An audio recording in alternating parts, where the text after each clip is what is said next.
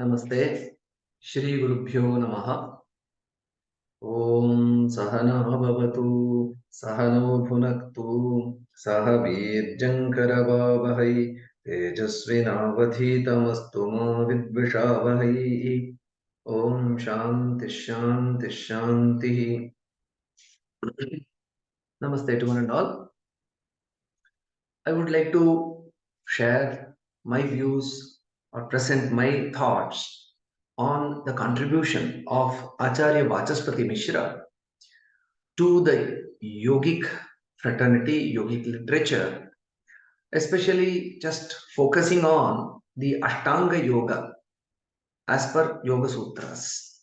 So, as is very well aware, as everyone is very well aware about the stellar contributions of Acharya Vachaspati Mishra, I would just like to highlight the insightful views of Acharya Vachaspati Mishra in the field of yoga, especially focusing on the Ashtanga Yoga dimension.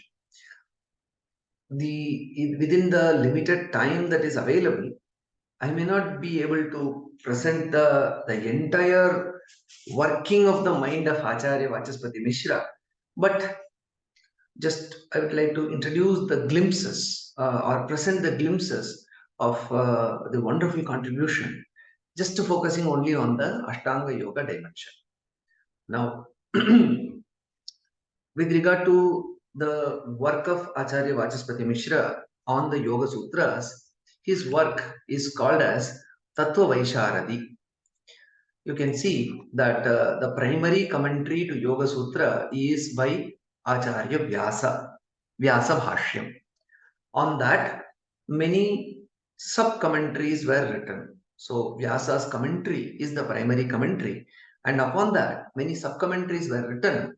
So the first among the sub-commentaries that are available is the Tattva Vaisharati commentary of Vachaspati Mishra.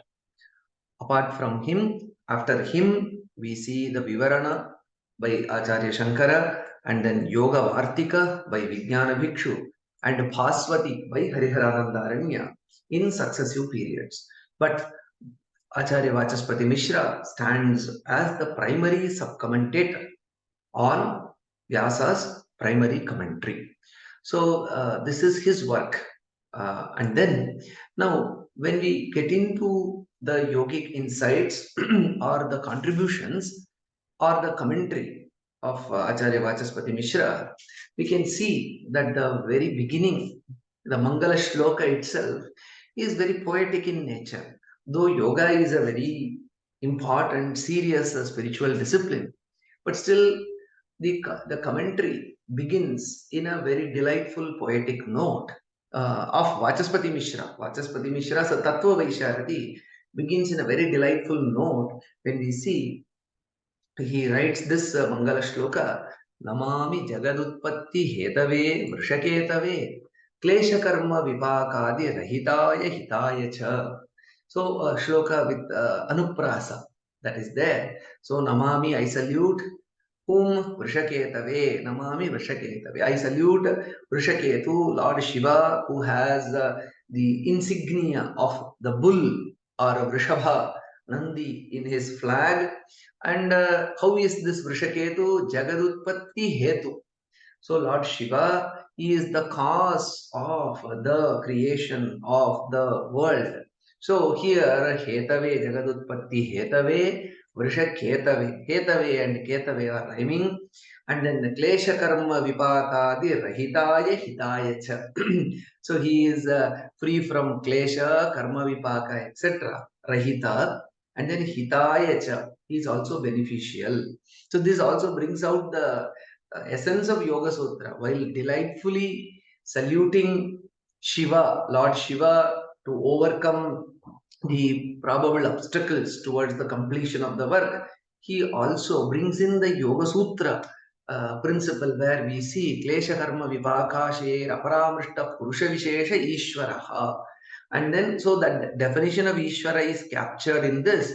And then what does Ishvara do in the context of Yoga Sutra? The role of Ishvara is Hitaya Cha, is beneficial. How does Ishvara What is the role of Ishvara according to Patanjali's Yoga Sutra? He Ishvara Pranidhana Dva means he is the one who blesses the practitioner who surrenders, who expresses devotion to attain samadhi. Hita. What is the highest benefit or highest grace that a yogic practitioner can attain? That is the attainment of the state of samadhi. The elusive state of samadhi can be attained by the blessings of Shiva. So, hence, so this is not only a poetic, delightful, poetic, rhyming beginning, but it also is a Mangalacharana, and it is also connected to or kind of captures the essence of the principles of the important, the centrality, the uniqueness. See, what is unique in Yoga Sutra in comparison to Sankhya? One of the major aspects of difference is the concept of Ishvara, which is not to be found in the Sankhya Siddhanta, whereas in Yoga Siddhanta, we find Ishvara Pranidhanam being repeated thrice in the self-same Yoga Sutra. So hence, so many ideas are conveyed through this simple-looking Anushtup Shloka. So the poetic beauty, and then the essence of Yoga Sutra, the centrality of Ishvara Pranidhana, the difference between Sankhya and Yoga, everything is brought about through this. And then, so this is how the commentary Tattva Vaisharadi begins. This itself shows that a marvelous beginning, so which promises much in the subsequent commentary literature. Now let us get into, when we go ahead, when we see that the poetry dimension of the commentary does not end here, Acharya Vachaspati Mishra continues, where at the end of all the 4 chapters, as you are aware, Yoga Sutra has 4 chapters: Samadhipada, Sadhanapada, Vibhutipada, and Kaivalyapada. At the end of each of the chapter, the summary or the essence of all the chapters are conveyed or captured through a summary shloka. So at the end of the first chapter, he writes, Yogasyodesha nirdeshau tadartham vritti lakshanam yogopayaha prabhedascha padesmin upavarnitaha. So the uddesha and nirdesha of yoga, and that is chitta vritti nirodha. And what are the chitta vrittis? The uddesha and nirdesha are done. And then vritti lakshanam, what is the definition of the vrittis? And yogopayaha, that is the Shraddha, Virya, Smriti, Samadhi, all those, and then Padesmin Upavarnitaha is the essence of the first Pada. Kriya Yogam Jagau Kleshan Vipakan Karmanamiha Tad Dukhatvam Tatha Vyuhan Pade Yogasya Panchakam. In the second Pada, the Panchakam, or from Yama to Pratyahara, that has been mentioned, and then we see that in the same second chapter, we see that how the karma vipaka gives leads to a lot of suffering, and then kleshas, and then the karmas, and then kriya yoga. All these are conveyed in the second chapter. So that is captured in this one simple shloka. And then in the third chapter, atrantarangan yangani परिणामाः प्रपञ्चिताः संयमात् भूतसंयोगः तासु ज्ञानं विवेकजम्. In the third chapter, the centrality of sanyamas are given. Dharana, dhyana, samadhi is called as sanyama. And then also in the third chapter, antarangas are presented. Dharana, dhyana, samadhi, again they are also called as antarangas. And then the 3 parinamas, the chitta parinamas, bhutendriya parinamas. So the dharma lakshana avastha parinama, and then nirodha, samadhi, ekagrata parinamas, all these parinamas are described. And finally jnanam vivekajam. So viveka jnana krama sanyama leads to that vivekajam jnanam. That is also presented. That is also a central theme in the third chapter. That is also presented. So in the as the essence. And then the fourth chapter's essence is presented at the end of the commentary of Tattva Vaisharadi by Acharya Vachaspati Mishra. You can see Muktyarha chittam paralokameya jnasiddhaye dharmadhana samadhihi dvaicha muktih pratipaditasmin pade prasangadapi cha anyaduktam. So hence, so what is the state of a mind which is now ready for attaining mukti? And then how to attain that the state of Purusha, how to become established in the state of Purusha. For that, what is Dharmaghana Samadhi, what is Dharma Megha Samadhi, that is described. Dvaicha Mukti, that is Swarupe Avasthanam, Kaivalyam. So, two dimensions of Mukti. The Purusha becomes Swarupa Avasthita, and then there is Kaivalya, there is the Prakriti is left alone. So, hence, Pratipadita Asmin Prasangadapicha Anyaduktam. So, depending upon the context, some other Siddhi Panchakam and such other concepts are also discussed. So, in this way, if one just reads through this 4 shlokas, one will get the essence of each of the 4 chapters. No, sir, I don't have time to read each of the shloka. Can just one shloka be given which conveys the entire essence of Yoga Sutra? That is also done by Acharya. Vachaspati Mishra at the last, towards the end, the last chapter, he also has given the entire essence of the Yoga Sutras in just one shloka. Nidanam tapanam uditamata tapascha kathitaha sahangairashtabhihi vihidamiha yogadvayamapi krito mukteradhva gunapurusha bhedasphutaraha viviktam kaivalyam parigalita tapa chitirasau. So in this way, the entire, if one expands this, the Yoga Sutra essence is there. So what are the type of tapas, and then what are the ashtangas, and then the Kriya Yoga, Ashtanga Yoga, and then what is the path towards Kaivalyam, what is the difference between Gunas and the Purushas. So all these, and then finally how the Parigalita Tapa Chiti Rasau, how the Chiti or the consciousness is freed from the connection from all these suffering. So that is presented. So in 4 or 5 points, in this one very concise shloka, the summary of the entire text is presented. See this, all the, how is this possible? If the entire text is completely studied, then such a summary can come about. It cannot just come about by a superficial study, and also a mind which is well trained in the Pada Vakya Pramana Shastras, in Vyakarana, in Mimamsa, and also in Nyaya Shastra. That mind which is trained through the Shastric methodology, that can capture the entire essence and present it in such a precise, concise, and tight manner. So this is another beauty and the greatness of the commentary of Acharya Vachaspati Mishra. And these are unique ideas, which approaches, which are found only in traditional commentaries. So whereas in the current day commentaries you write in various other, especially in English, there are a lot of elaborations, but to get the summary in a nutshell, and that too in an authentic way. So these are the unique aspects that you can see from the traditional commentaries. Now let us just get into the Ashtanga dimension with these introductory aspects.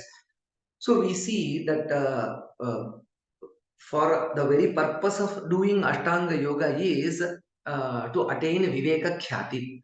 So Yoganga Anushthanat Ashuddhikshaye Jnana Deeptihi Aviveka Khyate. The Yoga Angas, Patanjali Maharshi says, the Yoga Angas are practiced to attain Viveka Khyati.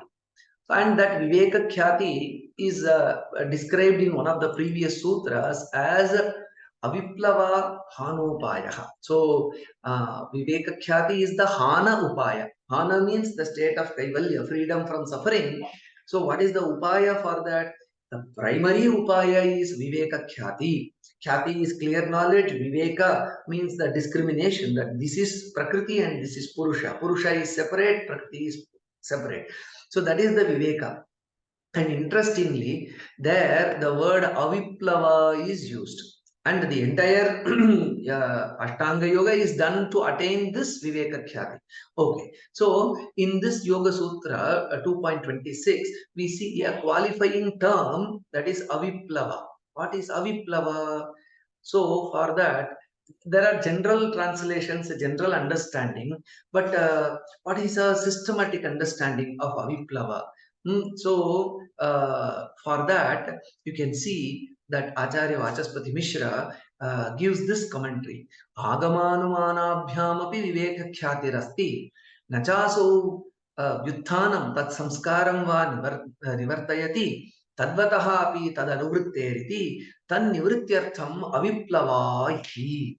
So the Acharya Vachaspati Mishra does not just give the meaning of the word aviplava, but first he analyzes why the word aviplava is used. The general understanding of the meaning of the word viplava means that which is a shaky. Aviplava means that which is a firm. In Mundaka Upanishad, we have plavahi ete adridha yajna rupa. So plava and adridha are placed close by. So which means not firm. So, but viveka khyati should be aviplava, which should be steady and firm. So in this context, so that is the general meaning, but what is the specific contextual meaning? So Acharya Vachaspati Mishra says that Viveka Khyati, that Prakriti is different, Purusha is different, can come from Agama also, means from the pre-existing verbal testimony or textual literature, and by Anumana also, by using one's inferential faculty, by an analytical mind also, we can see, oh, these are the characteristics of Prakriti, these are the characteristics of Purusha, they are separate. So by verbal testimony and also by inference, Viveka Khyati can be attained, but such a verbal testimony may not be aviplava, may not be steady. So for that, there should be a special effort. So to indicate that, so it is not merely Viveka Khyati, it should be Aviplava Viveka Khyati. While Agama Viveka Khyati and Anumana Viveka Khyati may be Viplava, so by adding this Aviplava adjective, the Viveka Khyati or the clarity that Prakriti is different, Purusha is different, should be attained by some other means more than Shruta and Anumana from verbal testimony and the inferential practice. So that is indicated by the term Aviplava. So that is why the term Aviplava is used. So this is the way in which the commentaries, traditional commentaries approach every terminology or significant terminologies. They are not just given the meaning and then, so after giving that, Vachaspati Mishra, Acharya Vachaspati Mishra gives the meaning of the word. After giving this context, then he gives the meaning of Viplava. Viplavo Mithya Jnanam Tadrahita. So that is the jnana that comes from Agama, that comes from Anumana. There is a possibility that there is a competing wrong knowledge, because the world always mixes up Prakriti and Purusha and then gives that mithya jnana, the wrong knowledge, that this is an admixture of Prakriti Purusha. So hence, though on the one side of my mind I may from the Agama and Anumana know that Prakriti and Purusha are different, but there is a coexistence of this wrong knowledge also. If the wrong knowledge is there, then my Viveka Khyati is Viplava Viveka Khyati. Without that wrong knowledge, it becomes Aviplava Viveka Khyati. So hence, Etaduktam Bhavati, Acharya Vachaspati Mishra clarifies, Shrutamayena Jnanena Vivekam Grihitva Yuktimayena Vyavasthapya Dirghakala Nairamtarya Satkara Sevitayaha Bhavanayaha Prakarushaparyantam Samadhigata Sakshakaravati Vivekakhyatihi Nirvartita Vasana Mithyajnana Nirviplava Hanupayaha. So how to attain that Viveka Jnana, which is Aviplava, that is also clarified by Etaduktam Bhavati. So this is his analytical summary as to how to make this Hanopaya Aviplava. So while the Shruta Jnana and Anumana Jnana are also sources of Viveka Jnana, they are the preliminary steps.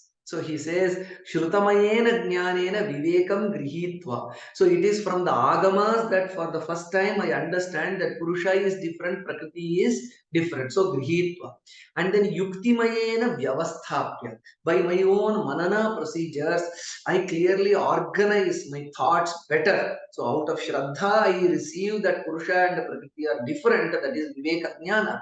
And then by my own analytical activity, I clearly establish it in my mind. So analytical clarity comes. By mere analytical clarity, nothing happens. He says, Dirghakala Nairantariya Satkara Sevitayaha Bhavanayaha Prakarsha Paryantam. Then I have to visualize for a long time, systematically and with a great faith that this is the truth, this is the reality, and that bhavana has to reach its highest state of clarity. Yes, this is the right path. Purusha and Prakriti indeed are two different entities.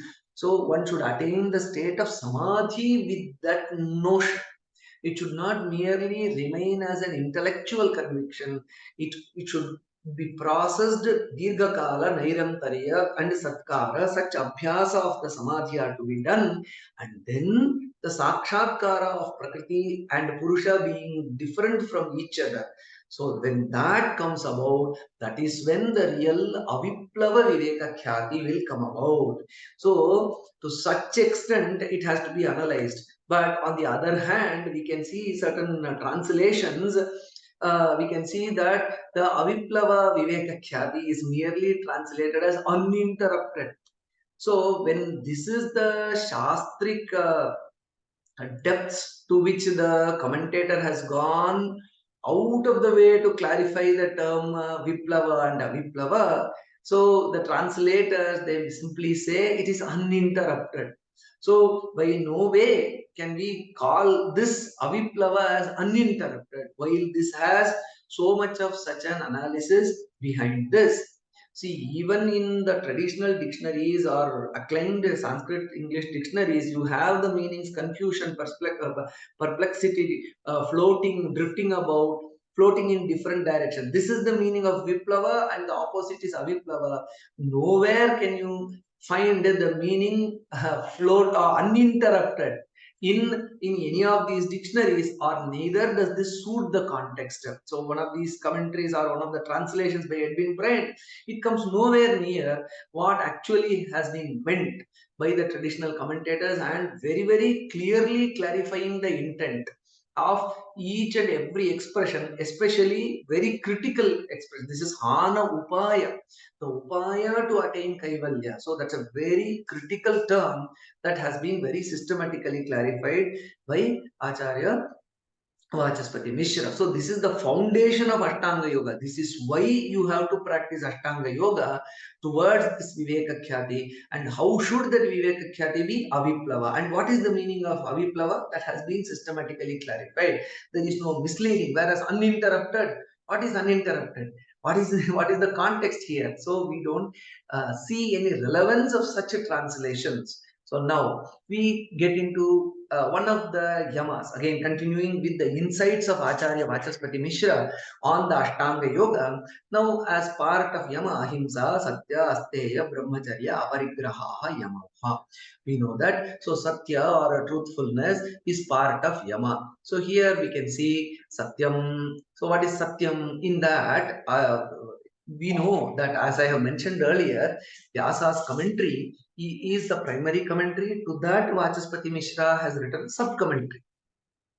So, while explaining the word Satya, Vyasa says, Acharya Vyasa says, Paratra Swabodha Sankrantaye Vagukta Sa Yedina Vanchita. So, how should the truth be? I have a particular understanding, Swabodha. I have a particular understanding, Sankranti. So I have to transfer my understanding to the other. How do I do? Vagukta. So Paratra to others, Swabodha, my understanding, Sankrantaye to convey. How do I convey? Vagukta.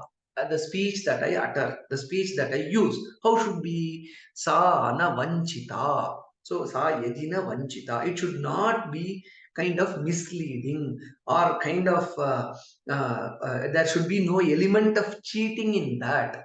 So whatever I have an understanding, my speech should be such that it conveys my understanding completely. In this process of conveying, there should be no cheating. So to that, only this much is stated by Vyasa, and this is illustrated beautifully by Acharya Vachaspati Mishra when he says that Vanchika Yatha. So he goes to the Mahabharata instance where he says Dronacharyena Swatanaya Ashwathama Maranam Ayushman Satyadhana Ashwathama Hataha iti Prishtasya Yudhishthirasya. So Dronacharya asks Yudhishthira, oh, you are Satyadhana, you are the treasure of truth. Ayushman, I bless you with long life. So, has Ashwathama died? Has Ashwathama been killed? So, to that Yudhishthirasya Prativachanam, what is the response of Yudhishthira? He says, Hastinam Abhisandhaya. So, he thinks about the Hasti, means an elephant. Satyam Hatoshwathamiti. Yes, he in the mind of Yudhishthira, which Ashwathama he is thinking? He is thinking of the elephant Hasti Ashwathama Satyam. And then he says Satyam Hataha Ashwathama iti.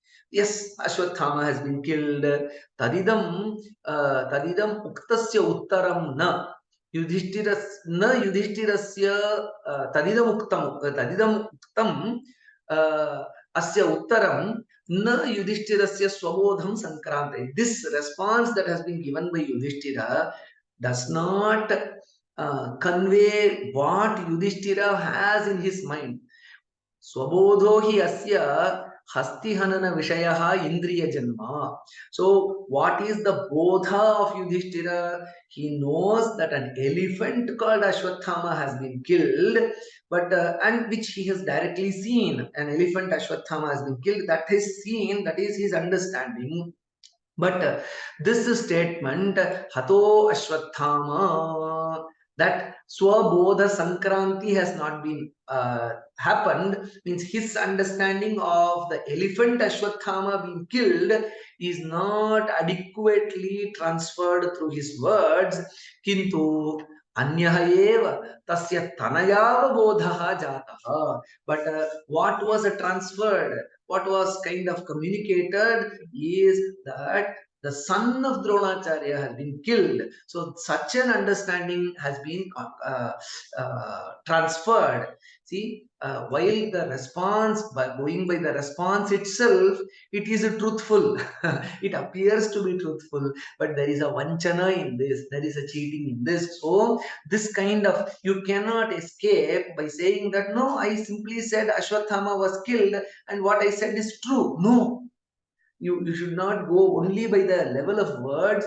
Your bodha should be conveyed. It is not the words which are which can be justified, but your understanding, Yudhishthira's understanding that an elephant called Ashwathama, that is what it was in his mind, but his words are not in line with what his understanding is. So, which means this is also asatyam. It appears as satyam. So, this is satyava bhasa asatyam.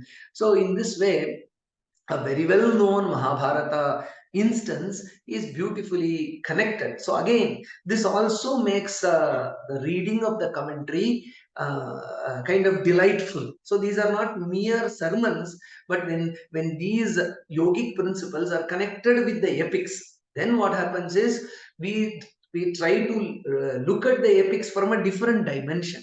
So the epics then become Ramayana, Mahabharata, then becomes the repository for the expression of yogic truths. So that kind of a connection Vachaspati Mishra has brought about through his commentary, which is very essential. See, there is a tendency that to read the text individually and isolatedly. No, so everything is a whole. So that connecting of the epics with to illustrate the yogic principles is very essential to understand that this is the flow of the same thought, but while this is a theoretical expression, that is in the form of a story. So those bringing together, that also helps us the continuity of the concepts or the flow of principles.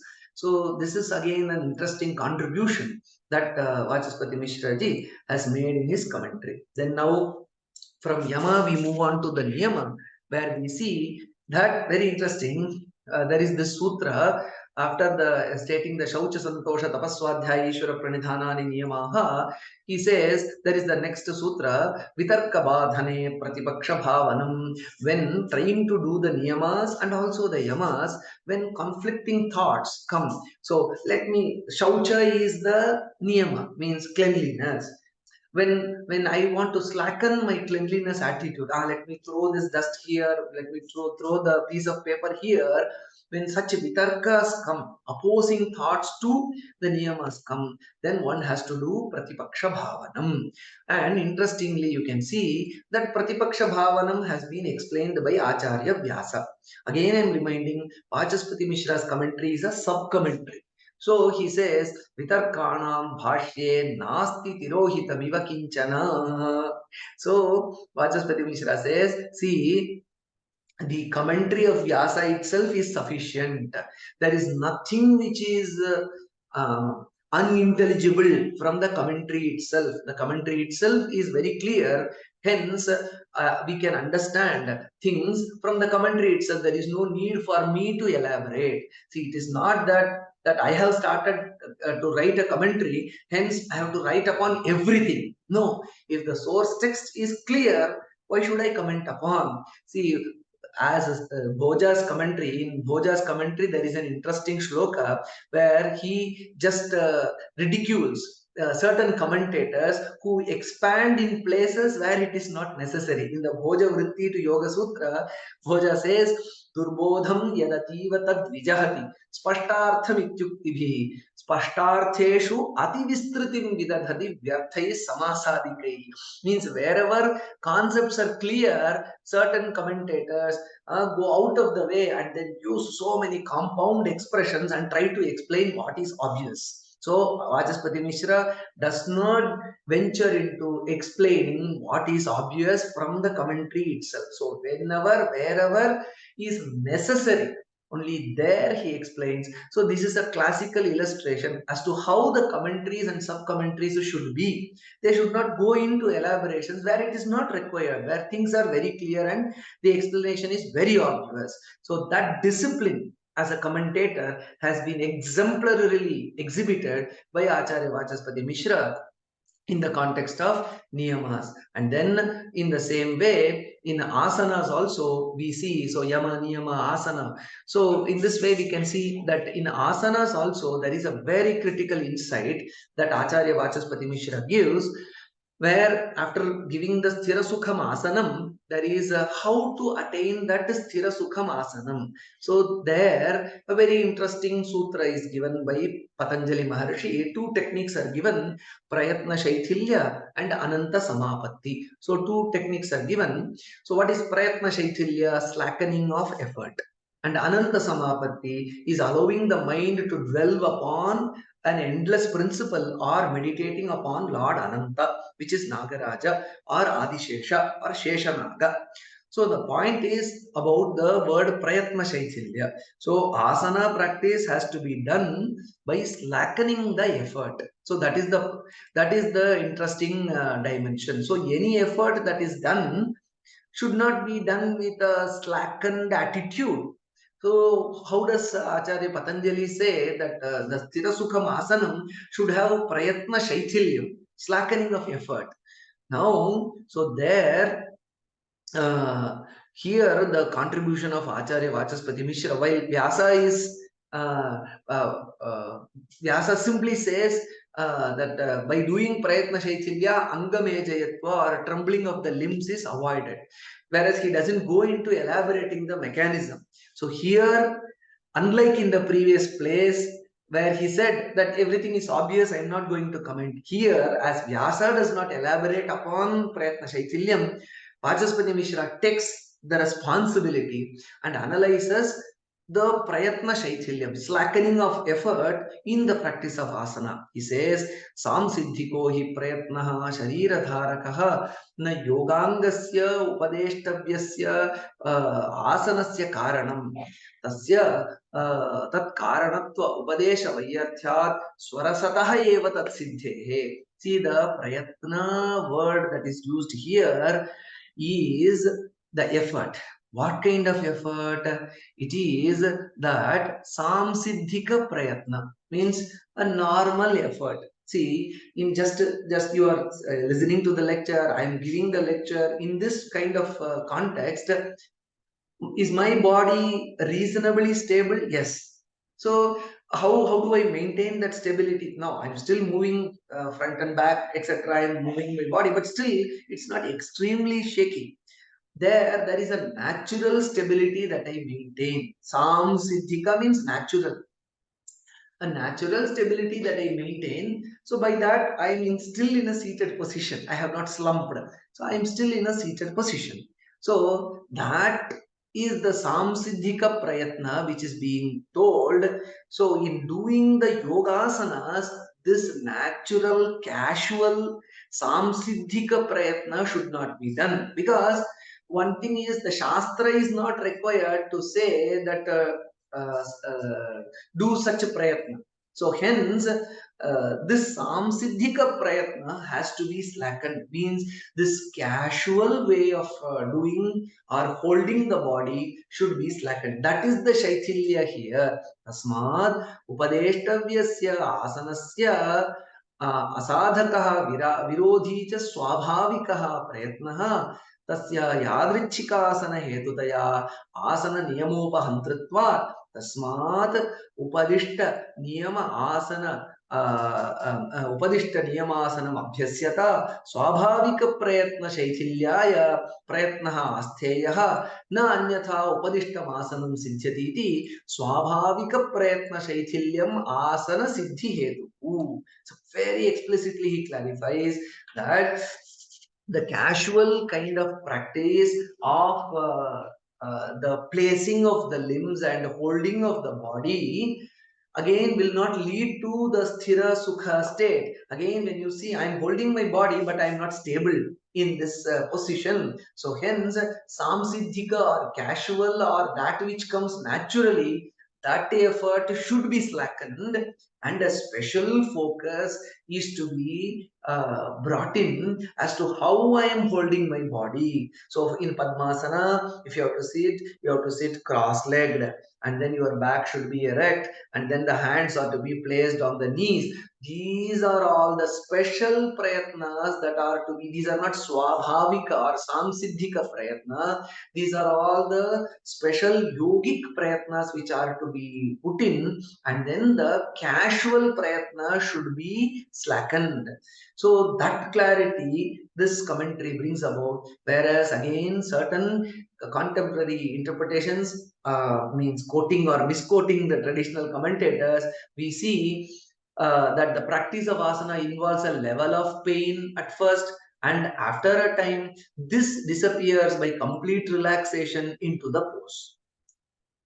Now the comparison is stark. You can see without violating the word meaning or kind of the grammatical framework of the expression, Vachaspati Mishra has beautifully connected the meaning. Whereas here, we see that initially there is a pain and later this disappears by complete relaxation. Where is the concept of pain here? Where is initial practice? What is the later practice? All these dimensions which are non-existent, probably lack of understanding of the terminology and the context has brought about this kind of an interpretation. And I have looked into the Hariharananda Aranya's commentary also. I don't see anywhere that such a kind of an interpretation is given by Hariharananda Aranya. So hence these are all the problems with the current day interpretations which allegedly quote traditional sources also. So hence one should be very, very wary of looking into the contemporary translations in the context of understanding. See, this is a very critical practice, that is asana practice, which is very essential, which is very foundational towards the attainment of the further practice of pranayama, etc. And hence one has to be very careful in understanding this.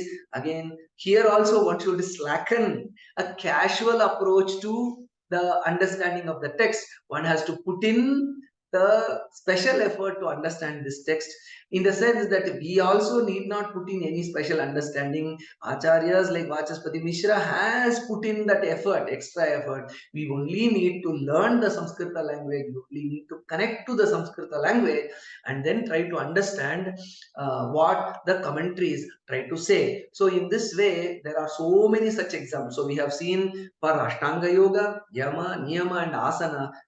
So this is Thali Pulaka Nyaya. So as in the same way, there are so many passages on pranayama where Vachaspati Mishra clarifies what is exaggeration and what is pragmatic in the context of pranayama. And then in the context of pratyahara also, he gives illuminating examples. And also in the context of explaining dharana and dhyana, he, just like as he connected back to the epics, Ramayana and Mahabharata, he profusely quotes from the Puranas, thereby integrating the yoga literature with, or kind of not even integrating, or just showing the fact that this is one whole.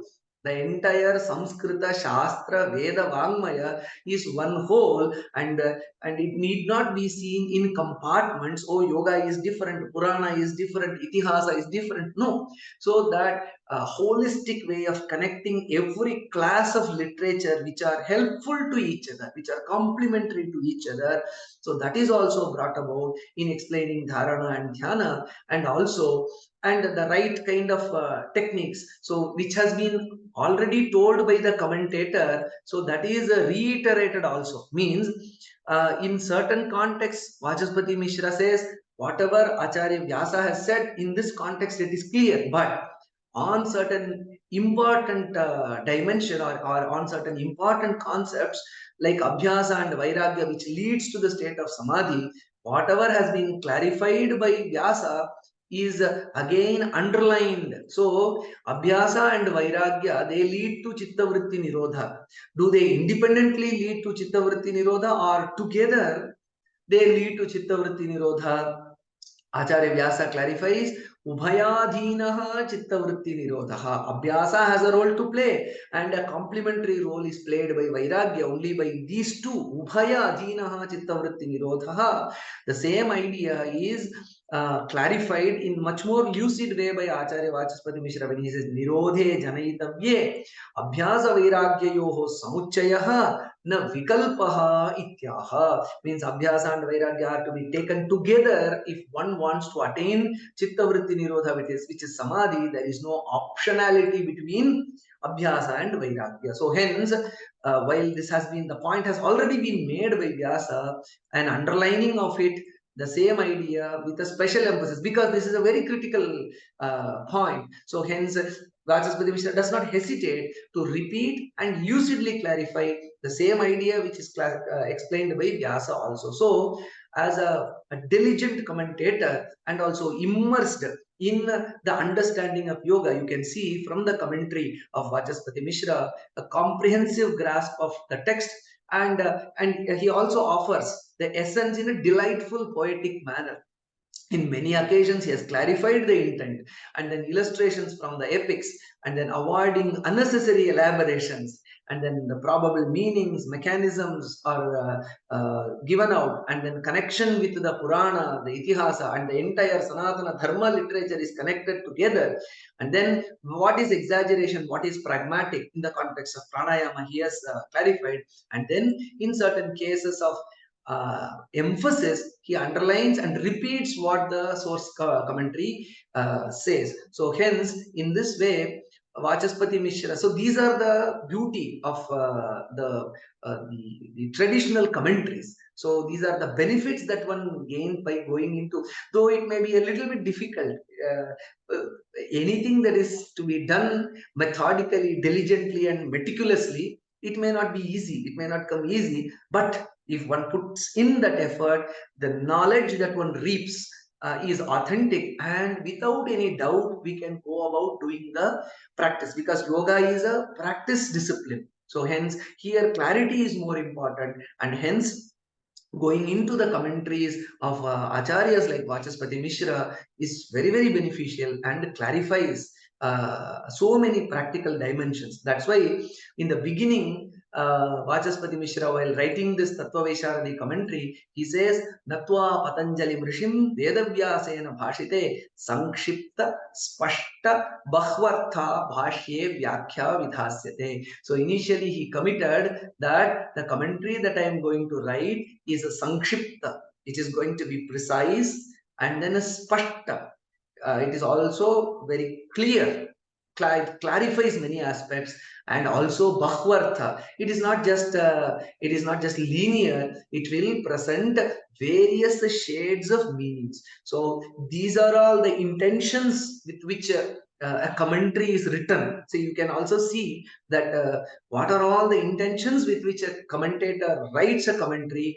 It should be precise, it should be clear, and it also brings out various layers of meanings, as exemplified by a few examples that I could gather from Vachaspati Mishra's commentary. Whatever he had stated initially, he has abundantly justified these initial statements, and hence it is very essential. And I repeat often a particular shloka from the Vyasa's commentary, where he says that agamena anumanena dhyanabhyasa rasena cha tridha prakalpayan prajna labhate yogamuttamam.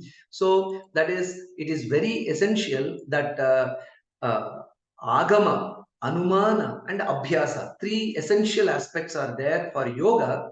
So for that, the Agama, the knowledge from the text, it should be very clear, and that clarity is attained not only by the source text, by also studying, spending time to understand the intricacies brought out by the traditional commentators, and which has been and Vachaspati Mishra's commentary, Tattva Vaisharadi, is one classical example as to how resourceful the traditional commentaries can be.